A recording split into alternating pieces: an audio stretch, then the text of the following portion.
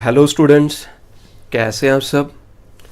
तो आज हम ट्रायल बैलेंस का अगला पार्ट पढ़ेंगे। तो आज के पार्ट में हम पढ़ेंगे ट्रायल बैलेंस के कौन कौन से मेथड्स हैं। तो ट्रायल बैलेंस के कौन कौन से मेथड्स हैं। ट्रायल बैलेंस के 3 मेथड्स हैं। पहला मेथड आ गया balance method, next one is total amount method, और एक और आ जाता है balance and total assets, balance and total method. तो जो बैलेंस मेथड है ये आप लोगों के साथ मैंने ऑलरेडी पहले भी डिस्कस किया है। आपको याद होगा हमने एक क्वेश्चन में जनरल एंट्रीज की थी, फिर उसके बाद हमने उसके लेजर अकाउंट्स बनाए थे, पोस्टिंग की थी, और लास्ट में हमने उसमें लेजर अकाउंट्स के बाद ट्रायल बैलेंस बनाया था। तो थोड़ा थोड़ा याद करिए कि हमने ट्रायल बैलेंस कैसे बनाया था। हमने सबसे पहले लेजर अकाउंट्स को क्लोज किया था, बैलेंसिंग की थी। बैलेंसिंग का मतलब क्या आ गया, हमने जो भी लेजर अकाउंट था उसके दोनों जो साइड्स थे, डेबिट साइड का भी और क्रेडिट साइड का भी टोटल किया था। जिस साइड का टोटल ज़्यादा था, जिस साइड का, अगर डेबिट साइड का टोटल ज़्यादा था तो हमने डेबिट और क्रेडिट दोनों में वही ज़्यादा वाला टोटल लिख दिया था। और बाद में हमने अगर डेबिट का टोटल ज़्यादा था तो क्रेडिट में बैलेंसिंग अमाउंट को हमने लिखा था बाय बैलेंस कैरी डाउन, ऐसे किया होगा। और अगर क्रेडिट साइड का टोटल ज़्यादा था, दोनों साइड में हमने बड़ी वाली अमाउंट लिखनी है, दोनों साइड में बड़ी वाली अमाउंट लिखनी है। और जब क्रेडिट साइड का टोटल ज़्यादा था तो क्रेडिट का टोटल दोनों साइड में लिखा था और to balance carry down debit side लिखा था। इसके बाद जब हमारे लेजर अकाउंट्स क्लोज हो जाते थे, जो बैलेंस कैरी डाउन आता था उससे हम नेक्स्ट डेट को ब्रॉट डाउन लिखते थे। तो जो हमने बाय बैलेंस कैरी डाउन लिखा था उसको हमने क्रॉस में, अगर क्रेडिट में लिखा बाय तो उसे हम क्रॉस में डेबिट में लिखते थे टू बैलेंस ब्रॉट डाउन। और जिनको हम जब नेक्स्ट डेट में to balance brought down, debit में अगर किसी का बैलेंस लिखते थे तो उसे हम डेबिट बैलेंस कहते थे। और जिसको हम बाय बैलेंस ब्रॉट डाउन लिखते थे, जिसको हम बाय बैलेंस ब्रॉट डाउन लिखते थे उसे हम क्रेडिट बैलेंस कहते हैं। तो दोबारा बता रहा हूं, अगर हमने लेजर अकाउंट्स को क्लोज किया, उसके बाद अगर जो बैलेंस ब्रॉट डाउन है, अगर वो balance brought down debit side में लिखा उससे हम डेबिट बैलेंस कहते हैं, और अगर उस बैलेंस को क्रेडिट साइड में लिखा तो उसे हम क्रेडिट बैलेंस कहते हैं। तो ये जो बैलेंस ब्रॉट डाउन वाला डेबिट बैलेंस, क्रेडिट बैलेंस को याद रखिएगा, जब मैं आपसे क्वेश्चन डिस्कस करूंगा तब आपसे मैं पूछूंगा। अभी ये मेथड क्या आ गया, बैलेंस मेथड। बैलेंस मेथड जो भी मैंने बताया कि उसमें जो बैलेंस बच गया था, उस बैलेंस को, जो डेबिट बैलेंस था उसे हमने ट्रायल बैलेंस जब बनाएंगे तो ट्रायल बैलेंस में 5 कॉलम्स होते हैं, देयर 5 कॉलम्स।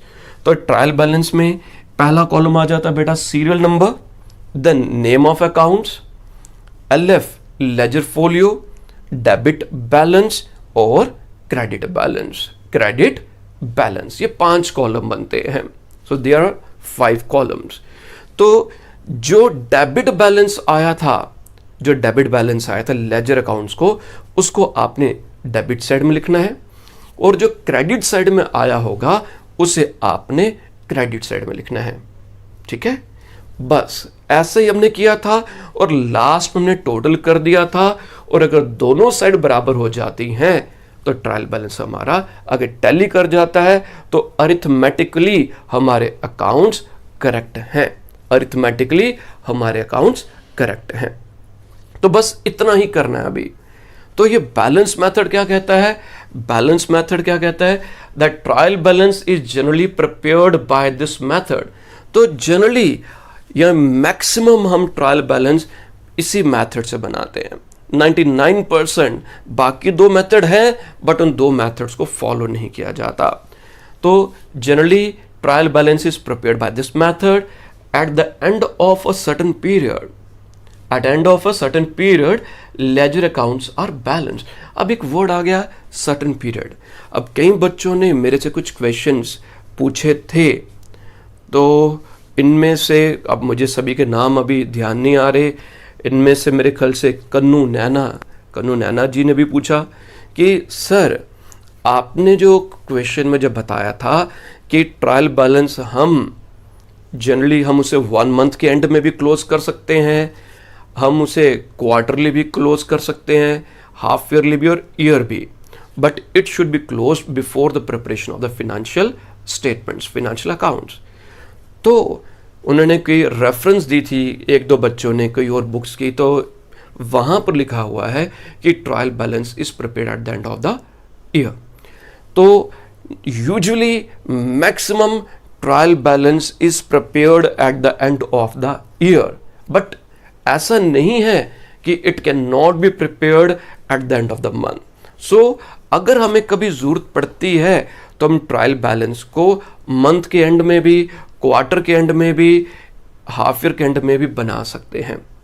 अगला क्वेश्चन पूछा था कि सर अगर ऑप्शन में एमसीक्यूज में हमारे पास ये पूछा जाता है कि ट्रायल बैलेंस कब क्लोज होता है और ऑप्शन में मंथ एंड भी लिखा हुआ है और ईयर एंड भी लिखा हुआ है, तो अगर ये ऑप्शन आती है या क्वार्टर एंड भी लिखा है और ईयर एंड भी आता है, तो अगर ये ऑप्शन आती है तब आपने ईयर एंड पर ही टिक करना है।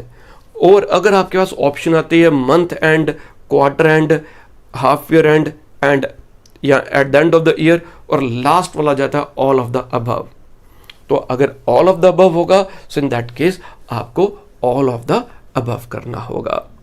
ठीक है, तो यूजुअली ये maximum trial balance is prepared at the end of the year.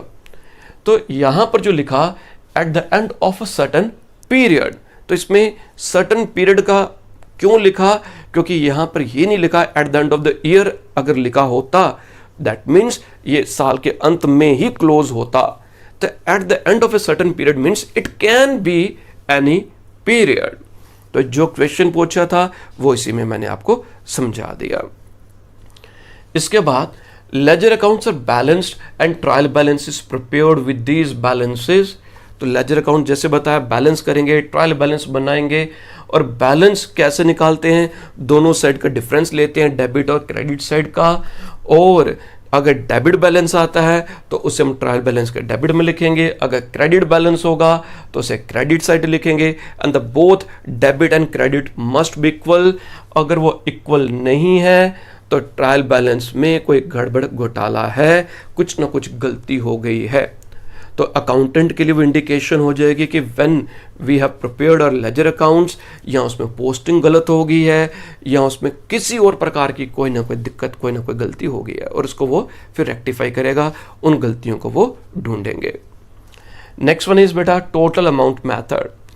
तो इन दिस मैथड टोटल, अभी बैलेंस मैथड का मैंने आपको कॉलम बता दिया था ना, ये वाला, ठीक है, ओके। तो total amount method, in this method total of debits and credits of all the accounts are entered, total of debits and credits। तो हमने जब लेजर अकाउंट्स बनाए थे तो लेजर अकाउंट्स का बैलेंस नहीं लेंगे, जो टोटल था जिसे हम डबल लाइन से क्लोज करते हैं लास्ट में, जो अकाउंट का टोटल होगा, तो इन दिस केस जो डेबिट का टोटल है उसे हम डेबिट साइड में लिख देंगे, और क्रेडिट का टोटल, बैलेंस नहीं टोटल, वो क्रेडिट साइड में लिख देंगे। ठीक है, और debit and credit must be equal last में। अगर इक्वल नहीं होता, टैली नहीं करते, then there is something, there is certain error, they can be an error. तो जब हम टोटल अमाउंट मेथड से बेटा करेंगे तो ये जो डेबिट बैलेंस है, इस डेबिट बैलेंस की जगह क्या लिखेंगे, इस डेबिट बैलेंस की जगह हम लिखेंगे total of debit items. Debit balance की जगह क्या लिखेंगे, मैं रीड आउट मैं बोल रहा हूं, आप उसे पेन डाउन कर लेंगे। तो डेबिट बैलेंस की जगह आप लिखेंगे total of debit items, and credit balance की जगह लिखेंगे टोटल ऑफ क्रेडिट आइटम्स। तो ये हम क्रेडिट बैलेंस में लिख देंगे इन दोनों की जगह। Clear? Next method is balance and total method. This is nothing else but it is a combination of both the methods. तो दोनों के बारे में ही इसमें लिखा होगा। तो इसमें जब हम कॉलम बनाएंगे तो इसमें कॉलम जैसे हमारे ये 5 कॉलम बने, इन 5 कॉलम के बाद आपने 2 कॉलम और बनाने हैं। तो ये वाला जो कॉलम, पहले 5 कॉलम कौन से मेथड से बने थे? बैलेंस मेथड के। और 2 कॉलम जो और बनाएंगे इसके आगे, उसकी हेडिंग कौन सी आएगी? पहली हेडिंग आ गई यही जो हमारे पास टोटल अमाउंट मेथड वाली हेडिंग आ जाएगी, टोटल ऑफ डेबिट आइटम्स। और नेक्स्ट कॉलम बनेगा टोटल ऑफ क्रेडिट आइटम्स। अब इनमें कई बच्चों का एमसीक्यू से रिलेटेड क्वेश्चन आ जाएगा, सर अगर पेपर में मांगा होगा कि ट्रायल बैलेंस में कितने कॉलम बनते हैं, तो बनते 5 ही हैं क्योंकि हम बैलेंस मेथड ही फॉलो करते हैं। अब आपको बताया कि बैलेंस एंड टोटल मेथड में 2 कॉलम और बन जाएंगे, तब 7 कॉलम्स हो जाएंगे। अगर स्पेसिफिकली बोल दिया जाता है एमसीक्यूज में, क्वेश्चन में, how many columns are prepared in case of balance and total method, then answer is 7. If it is only trial balance, then answer is 5 columns. अगर सिर्फ ट्रायल बैलेंस होगा तो 5 कॉलम्स, और अगर स्पेसिफिकली मेंशन्ड होगा ये balance and total method में कितना होगा, देन 7 कॉलम। अब एक और क्वेश्चन जो भी पोस्टिंग से रिलेटेड मैं समझा रहा था, अब किसी और बच्चे का एक क्वेश्चन आया था, तो सोनिया जी का क्वेश्चन है कि सर पार्शियल ओमिशन का क्या इफेक्ट होगा, क्या उसे ट्रायल बैलेंस टैली होगा? मैंने आप लोगों को जब एरर्स अफेक्टिंग ट्रायल बैलेंस या errors disclosed by the trial balance बताया था, उसमें मैंने एक पॉइंट लिखा था, errors of omission of posting in one account only. Errors of omission of posting in one account only. So this is nothing else but partial omission.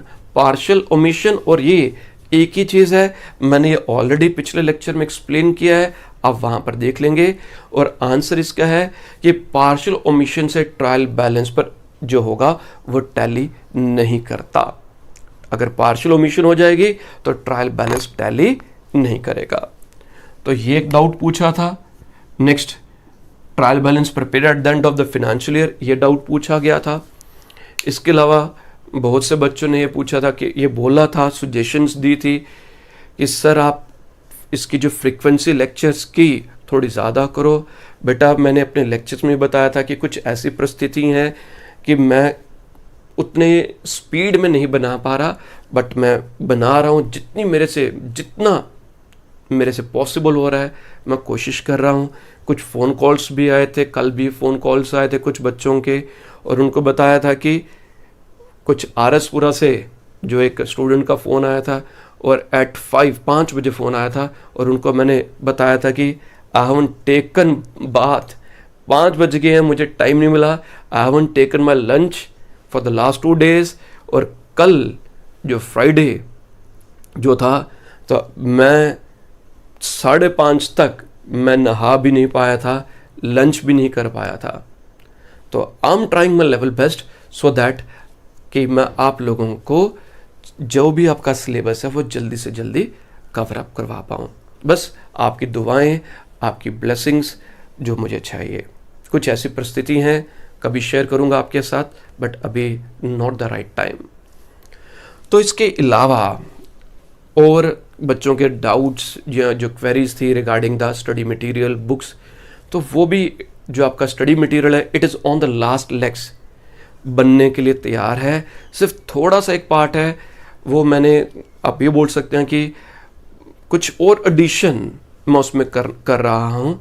Otherwise बाकी का material आपके लिए रेडी था, बट एक summary हर एक chapter के बाहर में के साथ साथ बना रहा हूँ ताकि आपको एग्ज़ाम्स के टाइम पर रिवाइज करना आसान हो जाए।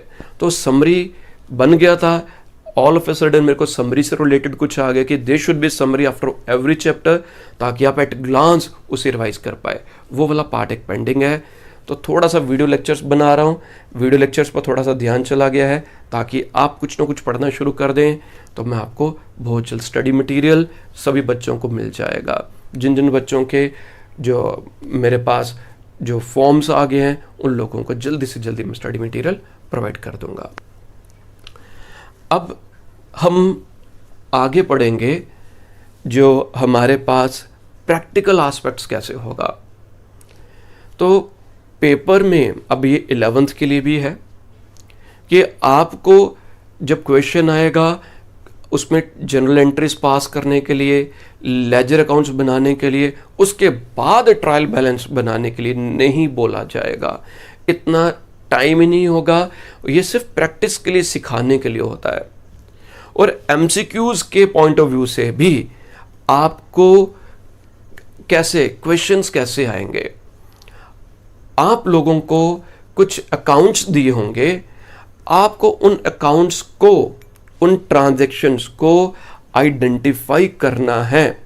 मैंने आप सबको जब जनरल एंट्रीज करवाई थी, जब बेसिक्स करवाया था, तो मैंने मॉडर्न अप्रोच आपको सिखाई थी।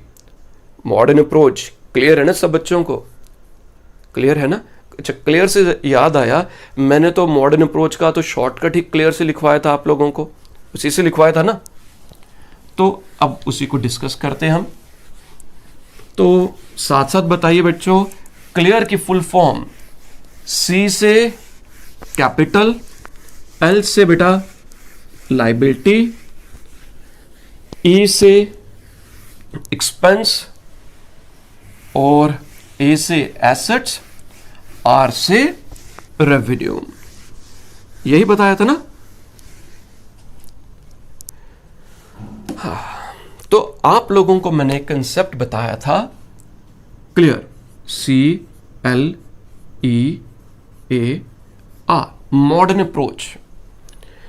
तो आप लोगों की बेस फाउंडेशन स्टार्टिंग में मैंने इसलिए उसको ज्यादा समय लिया था कि अब ट्रायल बैलेंस में मेरे को आपको सिर्फ एक इशारा करना है, आप लोगों को एक हिंट देना है, ट्रायल बैलेंस हो गया। और वो उसका मैंने तैयारी आप लोगों को जनरल एंट्रीज में करवा दी हुई है। जनरल एंट्रीज में ही आपको मैंने ट्रायल बैलेंस वाला कंसेप्ट बेसिक्स में बता दिया था। सर वो कैसे करवा दिया था, है ना? बड़ी विचित्र सी बात है। तो बेटा सी से क्या था, कैपिटल आपको मालूम आ गया, एल से लायबिलिटीज और आर से रेवेन्यू। इन सब का बेटा हमेशा इन सब का क्रेडिट बैलेंस होता है। इनका कौन सा बैलेंस होगा? Credit balance. क्रेडिट बैलेंस का मतलब क्या आ गया? आपको जो क्वेश्चन में ट्रांजैक्शंस दी होंगी, आपको सिर्फ आइडेंटिफाई करना है, आपको बेटा सिर्फ आइडेंटिफाई करना है कि ये जो ट्रांजैक्शन है ये कैपिटल है, लायबिलिटी है या रेवेन्यू है, बस इतना। अगर कैपिटल है तो आपने इसे, जो मैंने अभी कॉलम बताए थे, आपने इसे कहां पर, आपने इसे क्रेडिट साइड में लिख देना है। अगर लायबिलिटी है, रेवेन्यू है और कैपिटल है, और दूसरा हमारे पास क्या आ गया बेटा, एक्सपेंस और एसेट्स के लिए, अगर ये एक्सपेंस और एसेट्स दिए होंगे, इनका हमेशा डेबिट बैलेंस होगा, इनका हमेशा डेबिट बैलेंस होगा। मैंने बोर्ड पर जो लिखा था आप लोगों को मैं स्क्रीनशॉट के लिए बोलना ही भूल गया, मैंने इरेज कर दिया।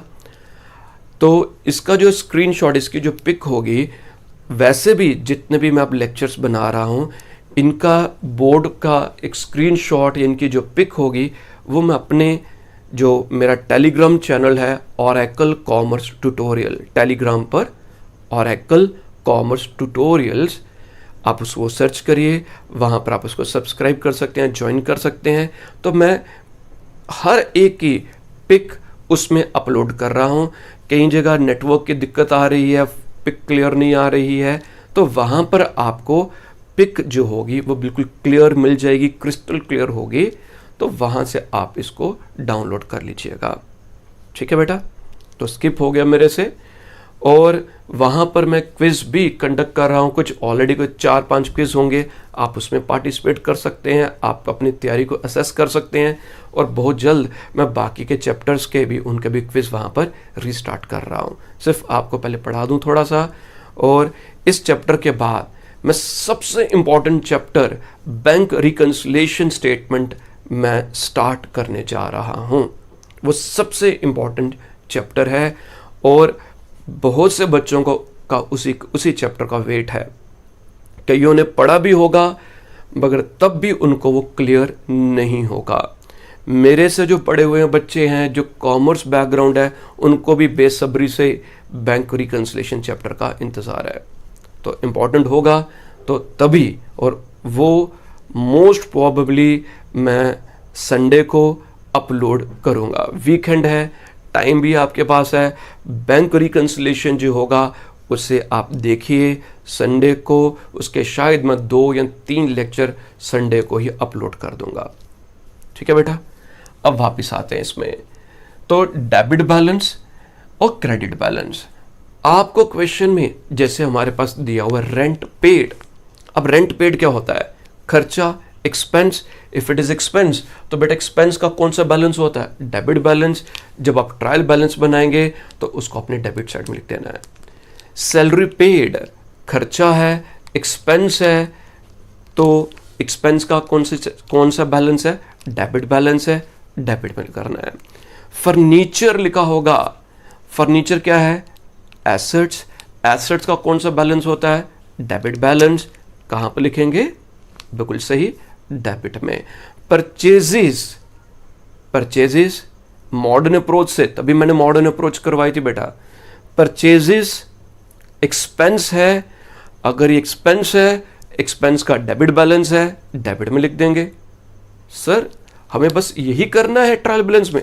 हाँ बेटा, आप लोगों को बस और बस यही करना है, ट्रायल बैलेंस खत्म। 1-2 टेक्निकल जो पॉइंट्स होंगे वो जब मैं क्वेश्चन आगे डिस्कस करूंगा तो 1-2 टेक्निकल पॉइंट्स और होंगे जो आपसे शेयर करूंगा। अच्छा, परचेज अभी क्या बताया था? एक्सपेंस है तो डेबिट में लिखेंगे। Purchase return, purchase return, purchase का उलट रिवर्स हो गया। तो अगर परचेजेस डेबिट में लिखा है तो परचेज रिटर्न को बेटा आप क्रेडिट बैलेंस लिख देंगे, क्रेडिट साइड में। सेल्स रेवेन्यू है, रेवेन्यू का क्रेडिट बैलेंस होता है, क्रेडिट साइड लिखेंगे। सेल्स रिटर्न, अगर sales credit balance credit side लिखा तो सेल रिटर्न डेबिट में लिखेंगे, सेल रिटर्न डेबिट में लिखेंगे। अब ये जो सेल रिटर्न है इससे हम रिटर्न इनवर्ड भी कह सकते हैं कि हमारे पास जो अंदर गुड्स वापस आई, कौन सी गुड्स वापस आई होंगी? जो हमने बेची होंगी। तो सेल रिटर्न को हम रिटर्न इनवर्ड भी कह सकते हैं और परचेज रिटर्न को रिटर्न्स आउटवर्ड भी कह सकते हैं। कैपिटल, कैपिटल ही है, क्रेडिट बैलेंस तो क्रेडिट साइड में। ड्राइंग्स, अगर कैपिटल क्रेडिट बैलेंस है तो ड्राइंग्स से क्या होता है? कैपिटल डिक्रीज होती है, ड्राइंग्स कैपिटल का उल्टा आ गया। तो अगर कैपिटल क्रेडिट बैलेंस है तो ड्राइंग्स डेबिट बैलेंस होगा, डेबिट साइड में लिखेंगे। कैरेज इनवर्ड, या इससे हम कैरेज ऑन परचेजेस भी कहते हैं। जब हम सामान फैक्ट्री में लाते हैं उसके लिए जो खर्चा, किराया या जो फ्रेट पे किया जाता है, जो सामान आया अंदर फैक्ट्री में आया तो वो खर्चा होता है, तो उसे हम क्या करते हैं? उसे हम डेबिट में लेते हैं। कहां पर लेते हैं बेटा? डेबिट में लेते हैं। इसी प्रकार से एक होगा कैरेज आउटवर्ड। कैरेज आउटवर्ड भी खर्चा होता है, कैरेज आउटवर्ड भी खर्चा होता है। कैरेज आउटवर्ड को हम कैरेज ऑन सेल्स भी कहते हैं, कैरेज ऑन सेल्स भी कहते हैं। और जो कैरेज आउटवर्ड या कैरेज ऑन सेल्स जो होता है ये भी खर्चा है, तो इसे भी हम डेबिट साइड में लिखेंगे। अब कैरेज आउटवर्ड क्या होता है या कैरेज ऑन सेल्स क्या होगा? जब सामान फैक्ट्री से जाएगा, जब फैक्ट्री से शोरूम में जाएगा तो उसे हम कैरेज आउटवर्ड या कैरेज ऑन सेल्स कहते हैं बेटा।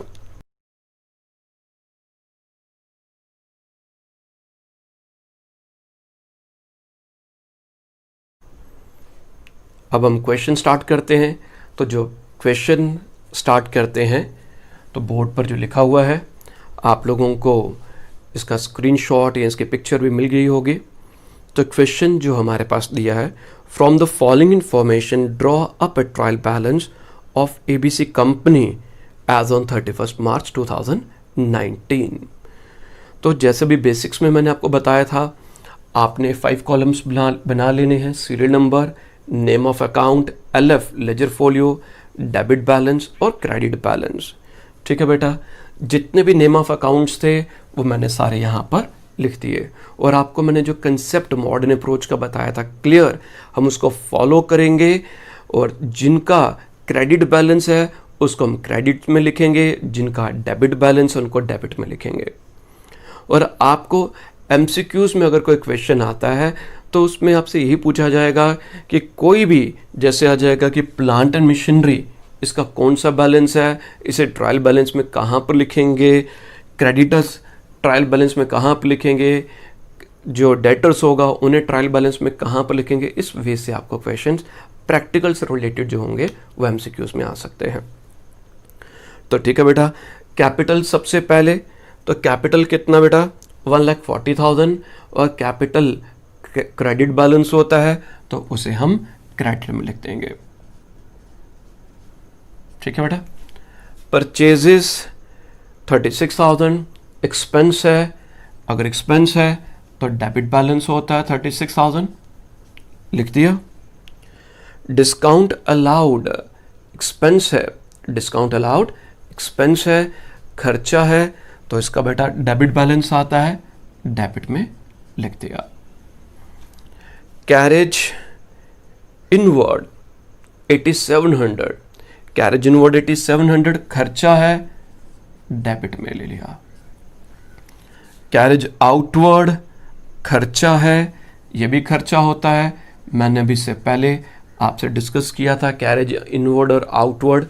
तो I/W मीन्स इनवर्ड, O/W ये शॉर्ट फॉर्म्स हैं आउटवर्ड। नेक्स्ट वन बेटा सेल्स, सेल्स रेवेन्यू होता है, और रेवेन्यू का हमेशा कौन सा आ जाता है बैलेंस, रेवेन्यू का क्रेडिट बैलेंस आता है। रिटर्न्स इनवर्ड, रिटर्न इनवर्ड जो होगा, तो रिटर्न इनवर्ड क्या आ गया, जो हमारे पास आया, जो वापस आया, तो वापस क्या आएगा, वापस क्या आएगा, जिसको हमने बेचा होगा वही वापस आएगा। इसे हम सेल रिटर्न भी कह सकते हैं। सेल्स अगर क्रेडिट में आती है तो रिटर्न इनवर्ड जो होगा वो डेबिट में आएगा। रिटर्न आउटवर्ड, परचेजेस रिटर्न होती हैं, परचेजेस डेबिट में आती हैं, तो रिटर्न आउटवर्ड बेटा वो क्रेडिट में आएगा। रेंट एंड टैक्सेस एक्सपेंस है, डेबिट में आ जाएगा। प्लांट एंड मशीनरी एक्सपेंस है, एसेट है, तो डेबिट में आ जाएगा। ओपनिंग स्टॉक, जब भी हमारे पास ट्रायल बैलेंस में ओपनिंग स्टॉक और क्लोजिंग स्टॉक दिया होगा, क्वेश्चन में दिया होगा, हमने ट्रायल बैलेंस में सिर्फ ओपनिंग स्टॉक को लेना है, क्लोजिंग स्टॉक को नहीं लेना, क्योंकि क्लोजिंग स्टॉक ऑलरेडी परचेजेस के रूप में उसकी फॉर्म में इंक्लूडेड होता है। हमने अगर परचेजेस ले ली तो क्लोजिंग स्टॉक किसमें से किसका पार्ट होगा, ड्यूरिंग द ईयर जो हमने परचेजेस की होंगी, गुड्स खरीदी होंगी, उनमें से जो गुड्स हमारी नहीं बिकेंगी, जो हमने सेल नहीं कर पाए, हमारे पास अब वो स्टॉक बन जाएगा। तो जो हमने परचेजेस खरीदी थी, गुड्स खरीदी थी, परचेजेस की थी, तो उनको तो हमने डेबिट में कर दिया। तो जो क्लोजिंग स्टॉक जो है वो इन्हीं परचेजेस का एक हिस्सा है, इसी का पार्ट है। तो जब हमने परचेजेस को इधर ले लिया तो इनडायरेक्टली हमने क्लोजिंग स्टॉक को इसमें इंक्लूड ऑलरेडी किया हुआ है, इसलिए इसी वजह से हम दोबारा क्लोजिंग स्टॉक ट्रायल बैलेंस में नहीं लेते। क्लोजिंग स्टॉक हम ट्रायल बैलेंस में लेते हैं, इसके लिए कुछ और कंडीशंस होंगी जो मैं नेक्स्ट लेक्चर में आपके साथ डिस्कस करूंगा। तो ओपनिंग स्टॉक बेटा कितना बताया था, डेबिट में आएगा 15,500, ठीक है। सन्ड्री डेटर्स 20,200 एसेट है। Sundry creditors 12,000 liabilities. Investments 3,600 assets हैं, डेबिट बैलेंस होना चाहिए।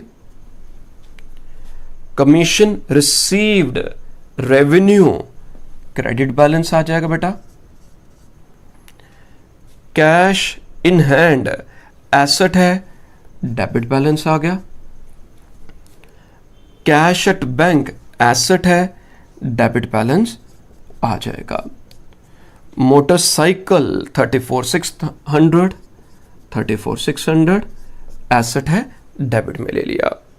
और लास्ट में लिखा closing stock as on 31 March 2019, ये क्लोजिंग स्टॉक है, नॉट एडजस्टेड, तो इसे हम कंसिडर नहीं करेंगे। मैंने आपको पहले बता दिया इसे क्यों नहीं हम कंसिडर करेंगे, ठीक है। अब बेटा इसका हम टोटल करते हैं, आप भी टोटल करिए, आप क्रेडिट साइड का टोटल करिए, मैं डेबिट का करता हूं, फिर टोटल आपस में टैली कर लेंगे।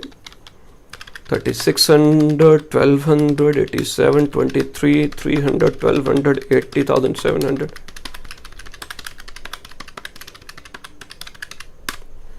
2,14,500, तो 2,14,500 आपने क्रेडिट का भी किया होगा टोटल, तो शायद वो भी यही आया हो, मैं तब भी चेक कर लेता हूं।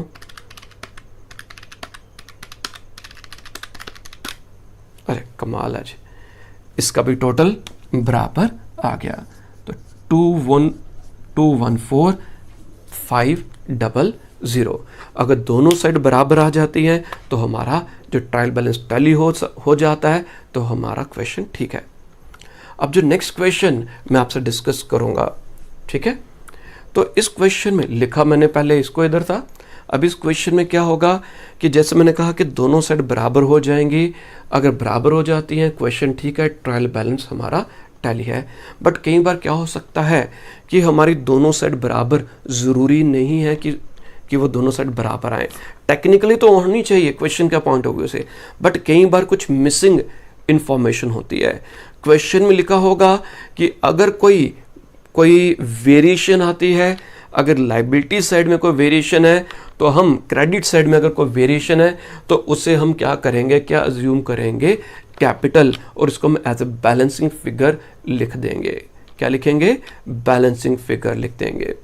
और कई बार जैसे अगर कुछ नहीं लिखा होगा कि आपने कहाँ पर ट्रांसफ़र करना है, इन दैट केस हम सस्पेंस अकाउंट में ट्रांसफ़र कर देते हैं। वो ऐसा क्यों, क्योंकि जब मैंने आपको जैसे बताया था कि ट्रायल बैलेंस कब बनाया जाता है, फाइनल अकाउंट्स बनाने से पहले, और जब अकाउंटेंट ने ट्रायल बैलेंस बनाया, दोनों साइड बराबर नहीं हुई, तो उसको लगा कि कहीं ना कहीं तो कोई गड़बड़ घोटाला हो गया है, कुछ ना कुछ तो प्रॉब्लम हो गई है। अब जो हमारे जो अकाउंटेंट भाई साहब के पास टाइम नहीं है, क्योंकि उनको फाइनल अकाउंट्स जल्दी बनाने हैं, उनको प्रॉफिट एंड लॉस की पिक्चर देखनी कितनी है, so in that case for the time being वो जो बैलेंस होगा, it can be on the debit side, it can be on the credit side, that balance will be transferred to the suspense account, so that वो in future जब वो trading and P&L account balance sheet बना लेंगे, वहां पर भी suspense account पे show कर देंगे, और उन्हें मालूम है कि इसमें हमने सस्पेंस अकाउंट में ट्रांसफ़र किया है, कुछ ना कुछ कोई गड़बड़ है। और जब फाइनल अकाउंट्स बनाने के बाद उनके पास टाइम होगा, अकाउंटेंट भाई साहब के पास, तब वो उस गलती को ढूंढेंगे, और उनके पास समय है, और उस गलती को ढूंढ लिया कि सस्पेंस में किस वजह से जो हमारा अंतर आया, और उसके लिए लास्ट में आफ्टर प्रिपेयरिंग फाइनल अकाउंट्स वो रेक्टिफिकेशन एंट्रीज कर देते हैं, और उसके इफेक्ट को फाइनल अकाउंट्स में शो कर दिया जाता है। ठीक है बेटा, तो अब हम जो आपके सामने मैंने क्वेश्चन लिखा हुआ है इसको हम डिस्कस करेंगे। तो क्वेश्चन में जो आपके पास क्वेश्चन होगा उसमें पहली दो ये जो आइटम्स हैं वो लास्ट में थी, तो थोड़ा सा मेरे पास स्पेस की दिक्कत आ गई, अगर और लिखता तो फिर यहाँ पर वीडियो में नहीं आना था, तो इसलिए मैंने इनको थोड़ा सा ऊपर वाली आइटम्स में लिख दिया है। तो आपने जब बनाना है कोई दिक्कत नहीं है, किसी को ऊपर लिख दिया नीचे लिख दिया वैसे कोई इशू नहीं है, कोई दिक्कत नहीं है। तो आप इसको इस वे से भी आपने कंसेप्ट को समझना है, भावनाओं को समझो, आपको क्लियर होना चाहिए। तो बेटा इसमें अब हमारे पास मैं भी क्वेश्चन, मैंने भी इसका जो स्क्रीनशॉट है वो अपने इस मोबाइल पर लिया है, ताकि जब आपको मैं समझाऊं तो मैं यहाँ से क्वेश्चन क्लियर करवा पाऊँ मैं। तो आपने भी क्वेश्चन का जो कॉपी या इसके पिक आपने स्क्रीनशॉट ले लीजिए, इस क्वेश्चन को या आप कहीं कॉपी पर पेन डाउन कर लीजिए, फिर उसके बाद आप इसे समझिएगा। तो सबसे पहले बेटा परचेजेस बेटा 1,70,000 अभी बताया। परचेजेस क्या होता है? एक्सपेंस होता है। अगर एक्सपेंस होता है तो उसे हम कहाँ पर लिखेंगे? डेबिट में लिखेंगे। तो 1,70,000। ओपनिंग स्टॉक एसेट है, डेबिट में ले लिया। सेल्स हमारे पास जो होगी वो रेवेन्यू होता है। अगर ये रेवेन्यू है it will be in the credit side. Debtors हमारे पास एसेट्स होते हैं। अगर ये एसेट्स हैं तो इनको हम डेबिट में लिख देंगे। कहाँ पे लिखेंगे? डेबिट में। डिस्काउंट रिसीव्ड रेवेन्यू है तो बेटा क्रेडिट में लिख देंगे। इसके बाद ये इधर कोई एक बाइफर्केशन के लिए डिस्काउंट रिसीव्ड के बाद बेटा कैरेज आउटवर्ड खर्चा होता है, डेबिट में लिख दिया, डेबिट बैलेंस है।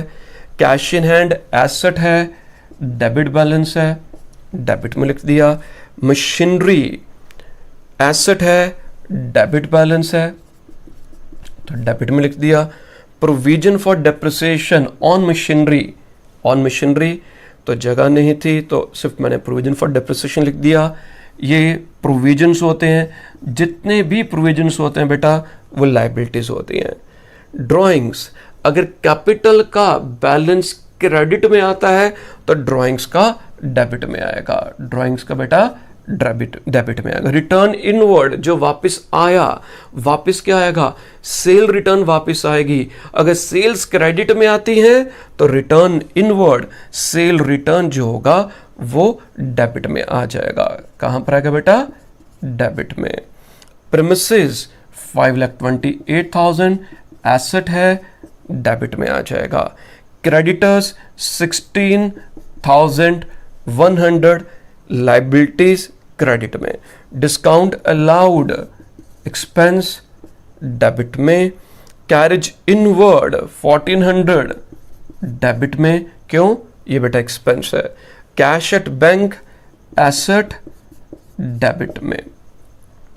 Bad debts return general expenses 2,100 debit में। इसके बाद बच्चों बैड डेट्स रिटर्न ऑफ दिया है, ये एक्सपेंडिचर है तो ऊपर लिखा था मैंने 2,450। और प्रोविजन दिया गया है डाउटफुल डेट्स, अभी बताया जितने भी प्रोविजंस होते हैं वो सभी प्रोविजंस जो होंगे वो कहाँ पर लेते हैं हम? उन सभी को हम क्रेडिट में ले लेते हैं। ठीक है बच्चों, अब हम क्या करेंगे? इस क्वेश्चन में मैंने पहले लिख दिया कैपिटल बैलेंसिंग फिगर, क्योंकि मेरे को तो मालूम था कि इसमें डेबिट की साइड ज़्यादा है, तभी आपको मैंने बेस में जो आपको इसका कंसेप्ट बताया। अदरवाइज आपने पहले टोटल करना है, देखने में भी लग रहा है कि यहाँ पर ज़्यादा आइटम्स हैं, इसका टोटल ज़्यादा होगा। अगर क्वेश्चन में कहा होगा, जैसे इस क्वेश्चन में लिखा है कि प्रिपेयर ट्रायल बैलेंस, ऊपर लिखा नहीं था, तो उसमें साथ में कहा जाएगा if there is any difference, if there is any variation it will be transfer to the capital account. तो कैपिटल का मतलब क्या आ जाएगा, उसे हम यहाँ पर लिख देंगे। अब बेटा फिर से टोटलिंग का काम डेबिट साइड मैं करता हूँ, क्रेडिट साइड आप कर लीजिए। तो 2,450 1,70,000 23,735 1,245 77,35 5,28,28 14 9,1150। सो 9,1150 बेटा वो हमने डेबिट का टोटल लिख लिया। तो क्रेडिट का भी यही होना चाहिए 9,1150। अब हम क्रेडिट का टोटल करते हैं और उसे साइड में लिखते हैं कहीं 2380 1,05,000 35 24 और ये आ गया 151180। मैंने तो आपको बोला था करने के लिए। 151180 आ गया इसका टोटल। ये साइड का टोटल ज़्यादा है, इधर का टोटल कम है। कितना अंतर आ रहा है? 911। तो 760 हमारी क्रेडिट साइड कम आ रही है, तो 760 तो ये बेटा हमारी कैपिटल बैलेंसिंग फिगर आ जाएगी। अब आप देखेंगे दोनों हमारी साइड्स बराबर आ रही हैं। ठीक है, तो बेटा ट्रायल बैलेंस के भी मैंने 2 क्वेश्चंस डिस्कस किए हैं। नेक्स्ट वीडियो लेक्चर में मैं 3 या 4 क्वेश्चन और आपके साथ शेयर करूंगा। तो इस वीडियो के लिए इतना ही। तो हमारे चैनल को आप ज़्यादा से ज़्यादा सब्सक्राइब करिए। अगर आपको लगता है कि इसमें कंटेंट बेहतर है तो अपने फ्रेंड्स के साथ इसे शेयर करिए। ठीक है जी। तो इस लेक्चर से रिलेटेड अगर आपके कोई भी सुझाव या कोई भी सवाल हैं, कमेंट बॉक्स में लिखना ना भूलिए। मेरी इस वीडियो को देखने के लिए आपका बहुत बहुत धन्यवाद। आप इसका स्क्रीनशॉट ले लीजिए। ठीक है जी, थैंक यू, बाय बाय।